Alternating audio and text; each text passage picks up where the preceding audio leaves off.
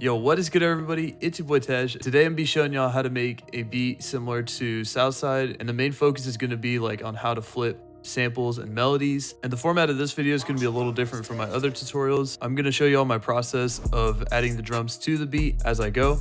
If you're new to the channel and you like these tutorials, be sure to leave a like and subscribe. As always, I have the finished beat played at the end of the video, so be sure to stick around for that. And with all that out of the way, let's just hop right into the beat.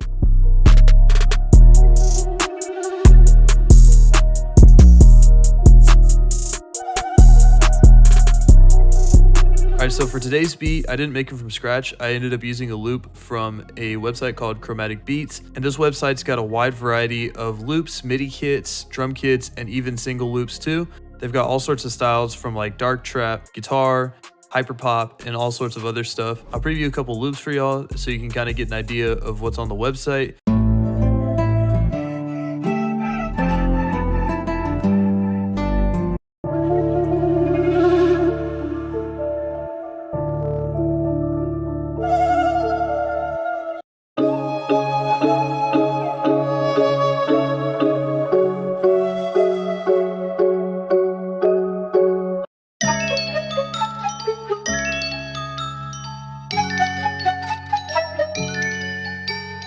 I'll leave a link to the store in the description, and if you use my discount code TEJBEATS20, you'll get 20% off your entire order. For the sample that I wanted to flip, I ended up choosing that second sample. I'm going to pitch it up by 100 cents or a half step, and then I'll start going through and adding some drums, and you'll be able to see my process a little better compared to like what I normally do.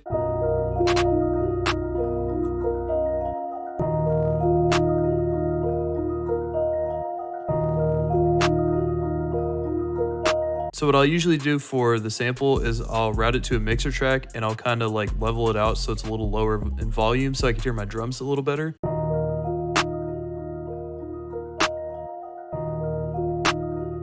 And for this one specifically, there's a little bit of a bass sound, so I'm just going to EQ it out while I'm adding the drums so I can hear some of those lower pitched drum sounds better with the sample. And this strategy right here is something that Southside and Pyrex use a lot. And I've also mentioned this in a couple of other tutorial videos. What they'll do is they'll go to the magnet tool right here and go to the 1/3 step or like 1/2 step snap setting. And then they'll just get this paintbrush tool and start painting in their rolls. And it's just a heck of a lot easier than like having to pencil in your stuff every now and then. And if you hold shift, it also changes the pitch of it too. So you can get those real intricate descending or ascending rolls really easily.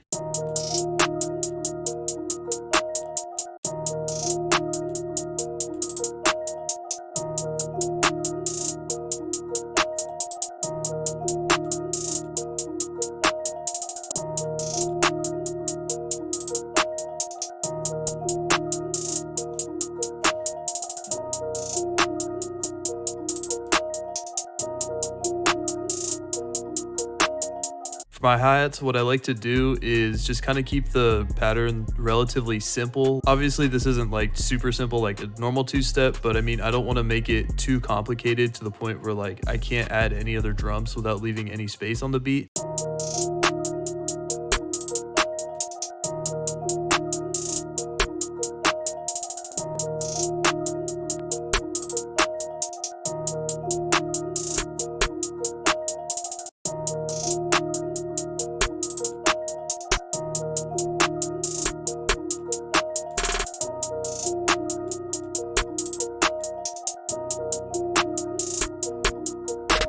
For my snares, I kind of just laid the foundation with putting the original hits on the end of the first beat of the even measures. And then I just kind of added a few like normal accent snares, as you can kind of see here. Just to add a little more variety to it, I added a couple snare rolls. And also what I might do is pan these snare rolls too, so make these fall more into the left part of the stereo image.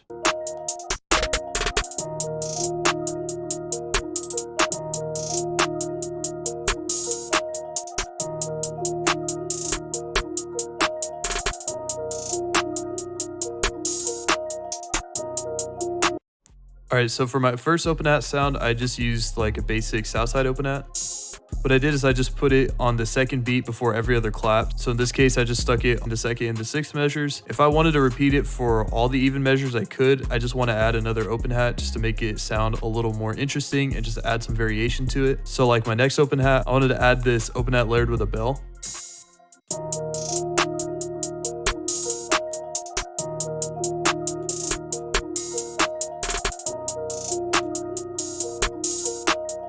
For my 808 sound, I want to add something that sounds pretty similar to a spins, but for this beat, I want to add something a little shorter. I might go back and just change it to like a normal spin sound. For now, this is what the 808 that I have sounds like. I'll take the EQ off of the melody real quick and just listen to see what the bass notes are.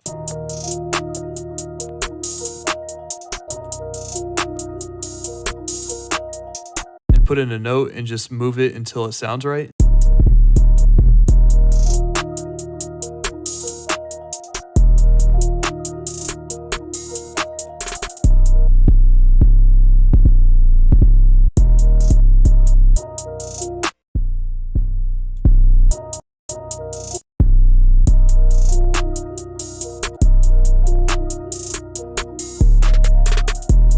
Even though this last note doesn't follow the same bass note that is in the sample, I just wanted to add it so that it kind of leads back into my original 808 notes. Judging by the notes we have here, I'm going to guess that the sample is in D sharp minor. Of course, C sharp fits in that scale, so I just kind of slotted that in so it sounds a little more cohesive when going to the end to the beginning of the loop.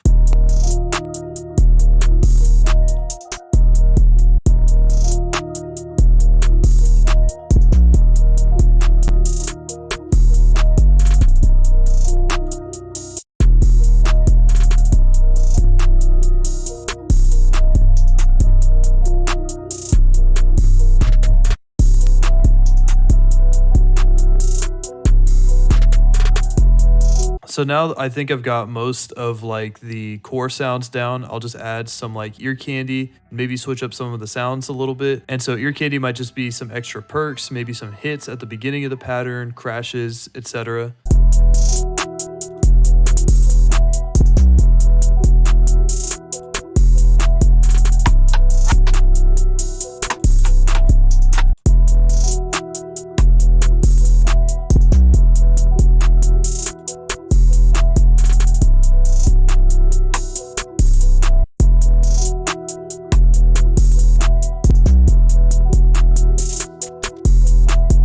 All right, so now that I've got all my drum sounds, I'm going to arrange the beat. So for the low cut EQ that I put on the sample, I'll only have it on when the 808 and like the rest of the drums are playing. But during some of the verse parts where there's no drum sounds, no 808, I kind of want the bass to still be there. So I'll go to the mix knob, I'll right click on it and I'll hit create automation clip. And then, so now we have this clip right here and I'm gonna just left click and drag the dot here and set one as unique and turn this one down. So that way the EQ doesn't play when this is all the way down, but it's activated right here.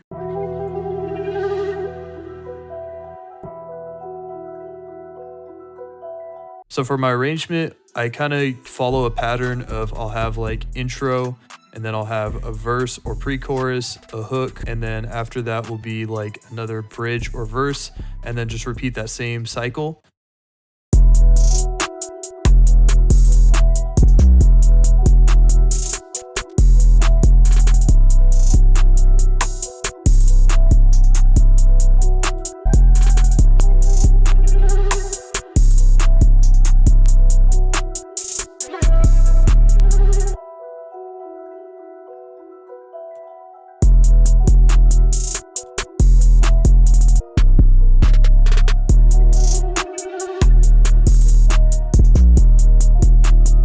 So like I was saying, it's more or less just that same melody and drum cycle again for this part right here, but I just wanted to change it up a little bit. So instead of the 808 playing during the verse or the pre-chorus, I just threw in the bass from the sample again. All right, so I just threw in a few riser sounds and my tag. And so really quickly, I'm just gonna go through and mix the drums. And I'll show you what effects I put on my master and how to get my 808 really hitting. First, you'd have to mix your drums accordingly. I'm not gonna go super in depth on that in this video because it would take a while for me to explain it. But for your master track, what you wanna do is you wanna just pull up like the default parametric EQ. Usually I'll bump the second parameter up to like between like 1 and 2 dB, and then I'll put the last parameter up to about like 3 or 4 dB, and then I'll put a soft clipper on it. I'll kind of adjust this threshold knob from the default, and then I'll also adjust this post knob until the master hits at like just below 0.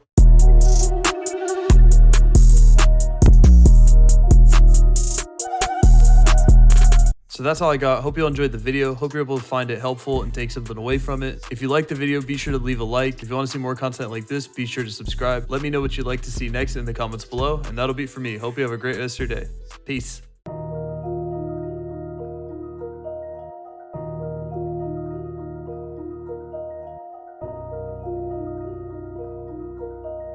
Why don't you run with this Taj?